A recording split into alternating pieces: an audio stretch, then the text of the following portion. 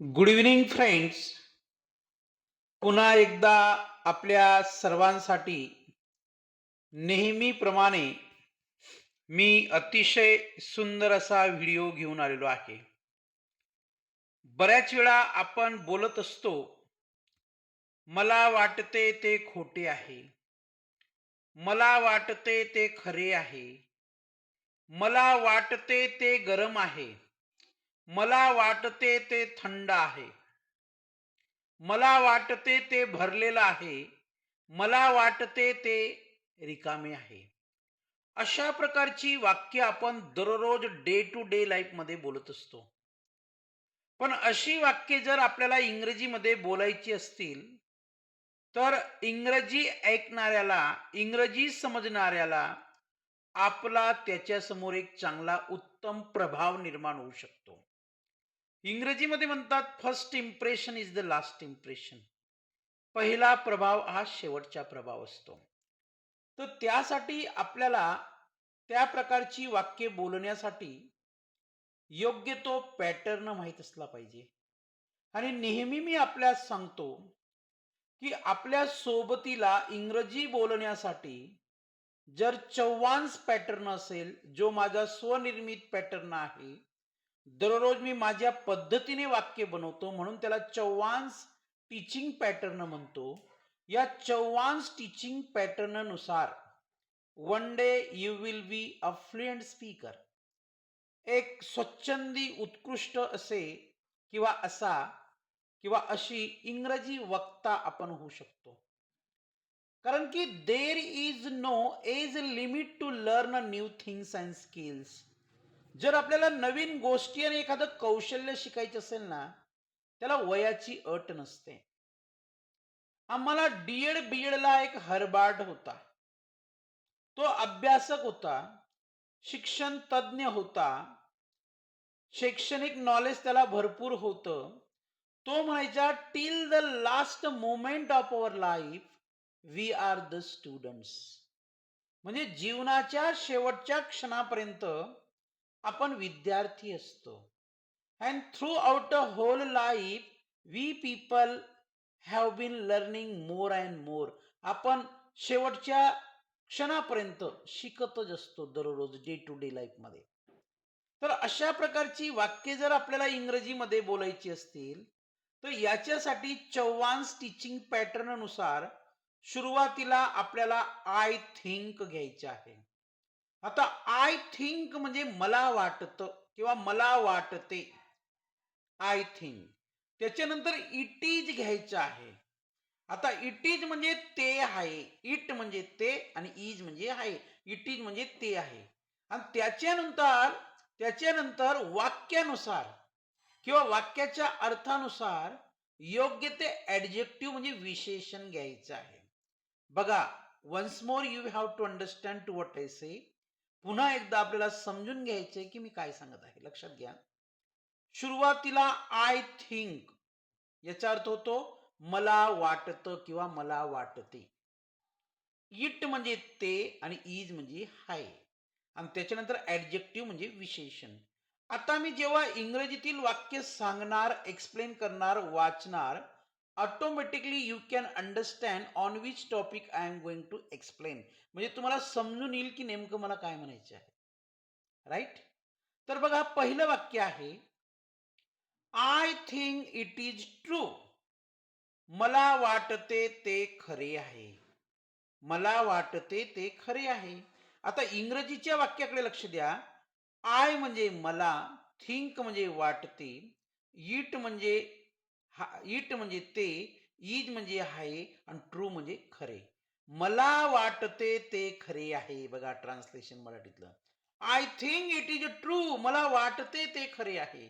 मी जे बघतो आहे, मला जे दिसत आहे, मी जे ऐकलं आहे, जे मला कुणी सांगितलं आहे, आता मला पण वाटायला लागलं आहे, ते खरे आहे. दुसरं वाक्य आहे, I think it is right. मला वाटते ते बरोबर आहे. ते चुकीचं नाही. मी जे समजतो, मी जे ऐकतो, मी जे बोलतो, मी जे दुसऱ्याला समजून घेतो, तर मला देखील वाटत आहे ते बरोबर आहे, चुकीचं नाही. I think it is right. मला वाटते ते बरोबर आहे. तिसरं वाक्य, I think it is difficult. मला वाटते ते कठीण आहे. मला जमणार नाही. मला शक्य नाही. मी ते करण्यासाठी समर्थ नाही. म्हणजे I am not able to do this work. ते काम माझ्याकडनं होणार नाही किंवा हे काम माझ्याकडनं होणार नाही. त्यामुळे मला ते काय वाटतं? कठीण वाटतं. I think it is easy. मला वाटते ते सोपे आहे. I think it is important. मला वाटते ते महत्वाचं आहे. म्हणून पहिल्यांदा सुरुवातीला ते काम आपण केलं पाहिजे. नंतर दुसऱ्या कामाला प्राधान्य दिलं पाहिजे. I think it is important. मला वाटते ते महत्वाचे आहे. I think it is fair. मला वाटते ते योग्य आहे. विद्यार्थी मित्र हो आणि आदरणीय पालक, मला सांगा, अशा प्रकारची वाक्य आपण दररोज बोलतो की नाही? Right? I think it is strange. मला वाटते ते विचित्र आहे. I think it is final. मला वाटते तो अंतिम आहे किंवा ते अंतिम आहे. ते काम शेवटचे आहे. I think it is necessary. मला वाटते ते आवश्यक आहे. It is necessary to take medicines on time. वेळेवर औषधी घेणे ते योग्य आहे असं मला वाटतं किंवा मला वाटतं वेळेवर औषधी घ्यायला पाहिजे. I think it is finished. मला वाटते ते पूर्ण झाले आहे. राईट? म्हणजे ते काम बाकी नाही. पुन्हा आपल्याला भरपूर सराव करता यावा, अशाच प्रकारची वाक्ये सोडवता यावीत. विशेषतः म्हणजे इंग्लिश स्पोकनच्या दृष्टीने, कम्युनिकेशनच्या दृष्टीने आपल्याला बोलता यावीत, त्यासाठी आपण अशी अनेक वाक्य घेतलेली आहेत. पुन्हा आपल्यासाठी काही वाक्य आणतो. बघा, ही आहेत ती वाक्य. पुन्हा मी वाचून दाखवतो. I think it is simple. मला वाटते ते सोपे आहे किंवा साधे आहे. I think it is complete. मला वाटते ते पूर्ण आहे.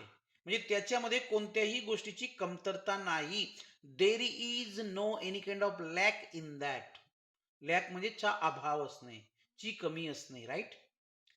I think it is enough. मला वाटते ते पुरेसे आहे. म्हणजे ते उरून पुरून निघणार, आपल्याला कमी पडणार नाही. I think it is wrong. मला वाटते ते चुकीचं आहे. Whatever things you are going to do, these things are wrong, I think so. मला वाटतं तुम्ही जे करायला जाते ना, ते चुकीचं आहे. म्हणून मला इंग्लिशमध्ये बोलायला आवडेल, I think it is wrong. मला वाटते ते चुकीचं आहे. I think it is awful. मला वाटते ते भयंकर आहे. I think it is fixed. मला वाटते ते दुरुस्त झालं आहे. I think it is heavy. मला वाटते ते जड आहे, वजनाने जड आहे, हलके नाही. I think it is ready. मला वाटते ते तयार आहे. I think it was funny. मला वाटले ते मजेदार होते. आता इथं मी आहे का म्हटलं नाही, कारण की या ठिकाणी इट नंतर काय आलेलं आहे? वॉज. आणि वॉज हा सिंपल पास्ट टेन्सचे प्रतिनिधित्व करतो, साधा भूतकाळ दाखवतो. मग I think it was funny. मला वाटले. आता वाटते नाही, वाटते म्हणजे प्रेझेंट टेन्स आणि वाटले म्हणजे काय? Past tense. म्हणून मी काय म्हणेन? I think it was funny. मला वाटले ते मजेदार होते. I think it was correct. मला वाटले ते बरोबर होते.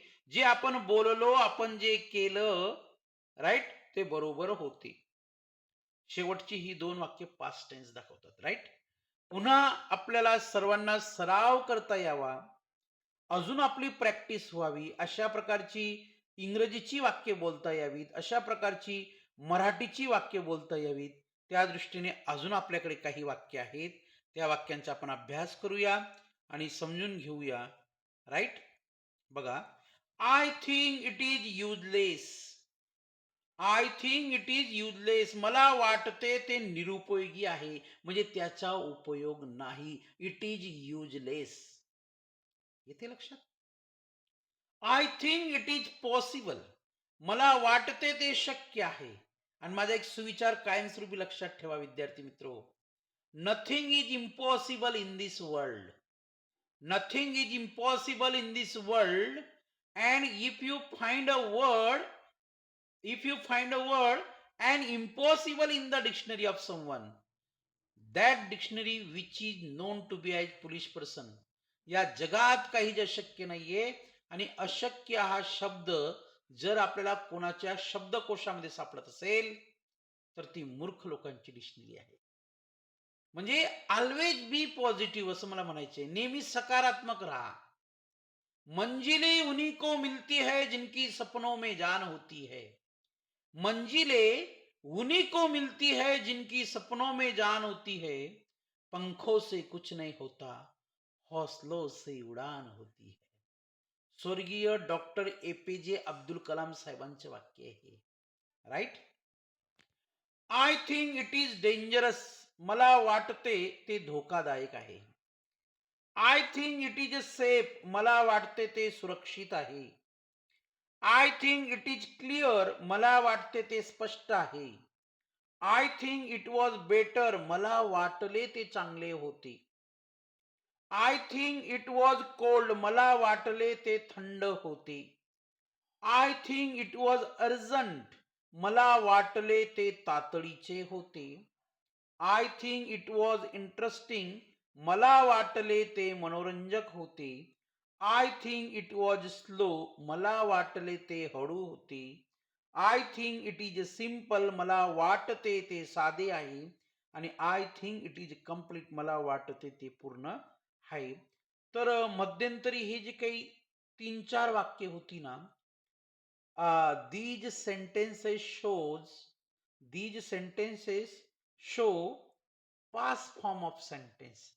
म्हणजे ज्या ठिकाणी इज येतो ना, किंवा अजून सोपं सांगतो, ज्या ठिकाणी एम इज आर येतात तर ते प्रेझेंट टेन्स म्हणजे साध्या वर्तमान काळाचे प्रतिनिधित्व करतात. आणि ज्या वाक्यांमध्ये वॉज आणि वर येतो, वेअर म्हणू नका, ज्या वाक्यामध्ये वॉज आणि वर येतो तर ते पास्ट टेन्सचे प्रतिनिधित्व करतात. तर अशा प्रकारची वाक्य many many times we can speak. हजार वेळा आपण अशा प्रकारची वाक्य बोलू शकतो. And by speaking such a sentences we can sharpen our spoken skill. We can sharpen our speaking skill. आपल्या स्पीकिंग स्किलला आपण धार देऊ शकतो, प्रॅक्टिस करू शकतो. कुणीतरी म्हटलं आहे, practice makes a man perfect. सरावाने माणूस परिपूर्ण होतो. आणि आजच्या या विज्ञानाच्या आणि 21व्या आणि मोबाईलच्या जमान्यामध्ये, my dear friends, we must know English. If we don't know English, if we don't know English, तर we can't live forever in professional point of view. म्हणजे आपण व्यावसायिक दृष्टीने जास्त दिवस जगू शकणार नाही. कारण की it is a need of time. Sorry, it is a need of English. इंग्रजी ही काळाची गरज आहे. Everybody must know English. How to speak, कसं बोलावं, हाऊ टू राईट, कसं लिहावं, हाऊ टू रीड, कसं वाचावं. राईट. म्हणजे within one day we can't learn, but after some days we will be master in that.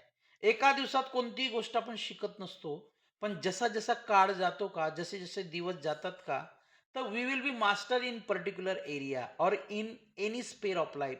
जीवनाच्या कोणत्याही क्षेत्रात आपण यशस्वी होऊ शकतो. राईट. लहरों से डरकर नौका कभी पार नहीं होती. लहरों से डरकर नौका कभी पार नहीं होती.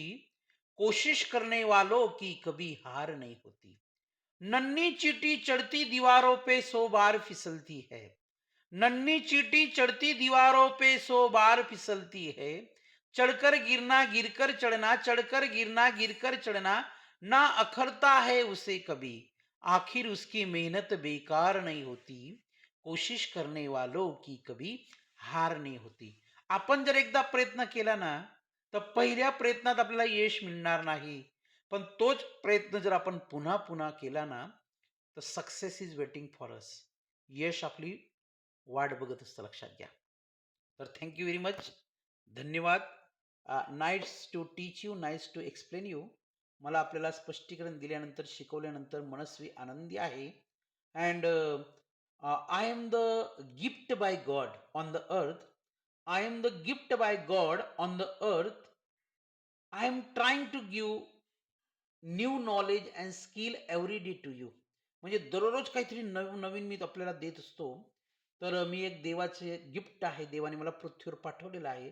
जसं प्रत्येकाला पाठवलेलं आहे वेगवेगळा रोल करण्यासाठी, तर मी पण माझा रोल करत आहे. संत तुकाराम महाराज म्हणायचे, "आपणाशी जे जे ठावे ते इतरांशी सांगावे. आपणाशी जे जे ठावे ते इतरांशी सांगावे. शहाणे करून सोडावे सकळ जण." Thank very much. धन्यवाद.